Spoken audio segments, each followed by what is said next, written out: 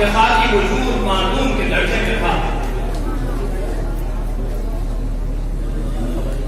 لہذا آپ کا خاکی وجود آپ کے نورانی وجود کو کسی طریقے سے کوئی نقصان نہیں پہنچا سکتا ہے. خاکی وجود یہ نفس ہے جو ہمیں ہر برے کام کے لیے آمادہ کرتی ہے.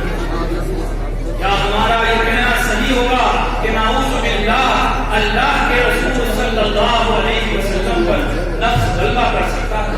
ہرگز نہیں. حضور اکرم صلی اللہ علیہ وسلم کی شخصیت کی نورانیت نے آپ کی شخصیت کے خاکی وجود کا احاطہ کیا ہوا ہے، اور ہماری شخصیت کی ظلمانیت نے ہماری اس نورانیت کو مغلوب کیا ہوا ہے، دفن کیا ہوا ہے، چھپایا ہوا ہے. حضور اکرم صلی اللہ علیہ وسلم کا نور وہ نور ہے جس سے کل جہاں منور ہوا، ذرہ ذرہ روشن ہوا. یہ چاند، یہ ستارے، یہ سورج، سب میں روشنی آپ صلی اللہ علیہ وسلم کے نور کی سے.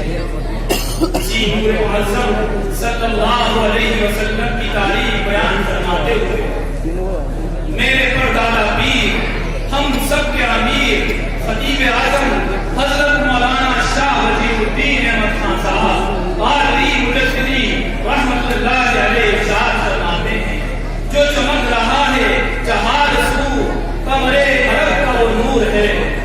جو چمک رہا ہے جہاں سو کمرے عرب کا وہ نور ہے. جو نظر نہ آئے تجھے کہیں تو تیری نظر کا حضور ہے.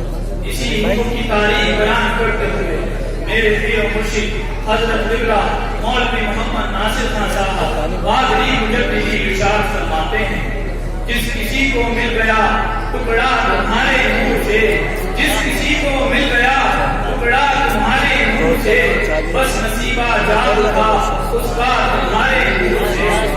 نور حق کا عکس ہے نور محمد مصطفیٰ، نور حق کا عکس ہے نور محمد مصطفیٰ. پھر جو چمکا ہے تو وہ چمکا تمہارے